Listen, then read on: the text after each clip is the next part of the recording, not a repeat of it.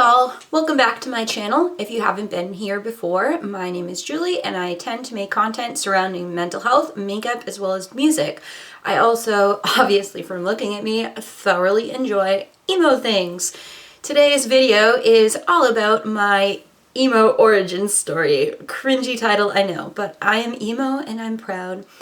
And I am always going to be emo. It's not a phase for me, and I will get into that. Growing up, I struggled to figure out my identity and style and how I wanted to express myself. In middle school, honestly, my mom just picked out my clothes. I wore a lot of boring, plain clothes and kind of just struggled with who I was and what I wanted. The summer after 8th grade, I was 13 going on 14, and I got into a website called Buddy For You, which had forums on it where I delved into graphic and web design, which was kind of cool, and took those on as hobbies, which was a really good thing for me.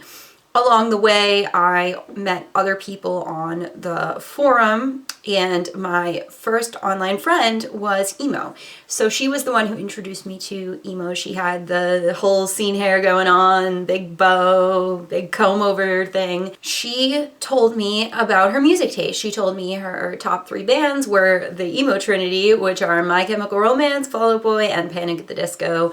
Nowadays we add 21 Pilots to that and call it a quartet, I believe. But those were the first 3 emo bands I discovered, and I was hooked. I enjoyed the music so much, and what I enjoyed about my online friend that set her apart from any friend I had had in the past was that I had internal struggles with depression, anxiety, and things like that. I had been diagnosed with those conditions from a young age, and I never had anyone to talk to about it. No one I knew was open about it, and it was really hard to go through that. But she was open about her own struggles, which was really cool and made me feel like I belonged somewhere and helped me to kind of figure out my identity and what kind of friends I wanted and what topics I wanted to talk about. And it's funny because I still follow her on Instagram and notice that she's a therapist now, which is really fitting. And as we know, I'm following that path too. I feel like my emo teen years sort of brought me to the mental health field in a sense. So this video for me does border on mental health. I do notice a lot of themes in the emo community that many people who identify as emo or did in the past struggled with: depression, anxiety, eating disorders, suicidality, self-harm, things like that. And I think that it's great that they found a community where they related to other people and they were able to talk about it. And that's really powerful for me. I found that I connected more with people with similar interests, so it was really nice to find other emos who loved music and piercings and tattoos and dyed hair and wanted to express themselves externally and also were kind of more deep. I get bored by surface level people. I don't feel that everyone truly is surface level, but it's how a lot of people tend to present themselves because it takes them time to open up. And I respect that, but I really appreciate those in-depth conversations, although I like to have other dynamics and share memes and funny things, but I really appreciate those conversations, and I find that when I befriend or date emo-ish people per se, or people that just have those interests in music and things like that, they tend to be a little more open. For me, it extended into my 20s. Obviously I had to tone it down. I'm not teasing my hair and going crazy anymore, but I love doing makeup like this. I love doing intense emo makeup. I don't do it all the time, as you've seen on my channel if you've watched my other makeup videos. I like to do some colorful eyeshadow looks, and I feel like makeup can be part of emo too, although my makeup back in the day was not great. And I'm sure many of us relate to that, but it's gotten better over time. I just really enjoy the positive aspects of this community and the emo friends I've made along the way. For example, my boyfriend doesn't look emo at all, and he wouldn't identify as that. That would kind of cringe him out, but he does like the music and he plays guitar and bass. He sings sometimes. He won't tell you that, but he does. He's got a little pop punk voice going on.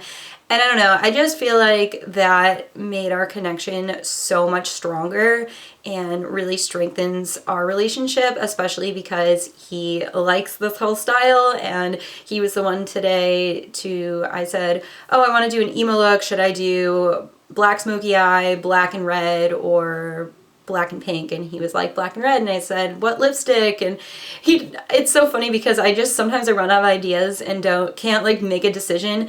And he was like, oh, black lipstick, obviously, you gotta be super emo. So I love that. I love that I can express myself and post selfies and talk about emo things and be accepted by people, because I know it cringes some people out, and people talk about their emo phase and how they're embarrassed and they regret it. And honestly, I'm not embarrassed at all. I rep it. I'm really proud of it.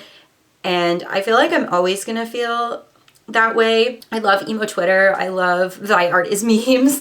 I think his emo tweets are so funny. I love that there are some people out there that still sort of identify as emo, you know, like Destry Smith, whose music I always use in my videos because you gotta rep other emos. My goal with YouTube would be to befriend other YouTuber emos, although some of them are bigger, so I'm sure they may never notice me, but that would be really cool to kind of bond with them. I definitely want to reach more people in this community as well, especially teens, because I know they struggle. And in my previous internship, I worked with teens, and I did have some kind of alty ones, and I feel like that strengthened the relationship and we connected even more therapeutically, like therapist to client. Obviously, it's a different relationship. It's not a friendship. I know that. But yeah, so it's a population that I'm very interested in within counseling and would like to help, although I have a wide range of things that I would like to do. I never changed my music taste. I'm totally cool with people who are like, yeah, I kind of gravitated toward different music over time, or it was a phase for me, it's not my thing anymore.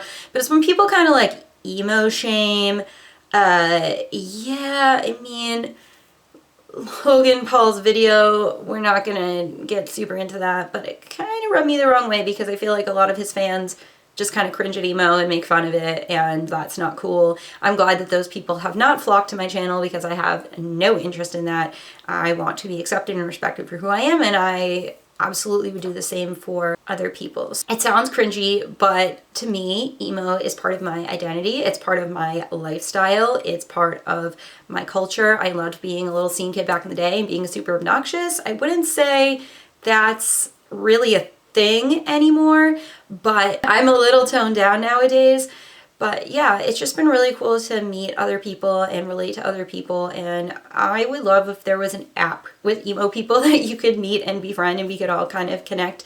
Seems like they're throughout other apps, but it's not a primary thing. One of my main concerns, and this isn't true of all emos obviously, is that I find that sometimes alternative people, you think they could be the most accepting, and this is not a generalization, this is just some people, this is not everyone, but I find that it can be competitive, and I don't know if it comes from insecurity or what, but I feel like people are not accepting, like, oh, she doesn't do emo right, or like makeup shaming or whatever. You don't need to have a certain level of skill or look to be emo. You can identify however you want. That's really hurtful that people can be kind of cliquey, but I can see sort of where that comes from. But my hope is to meet more accepting emos. This is turning into a ramble, so I'm going to cut it off here. I just wanted to make a quick little video on this. I'd love to make more emo videos. It'd be fun. I was thinking of the whole emo to normal for a day would be kind of cool.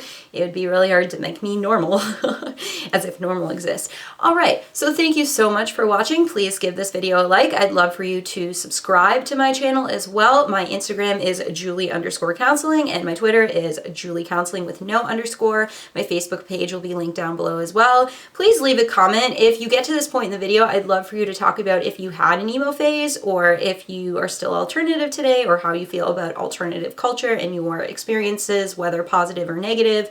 I would love to learn more about you.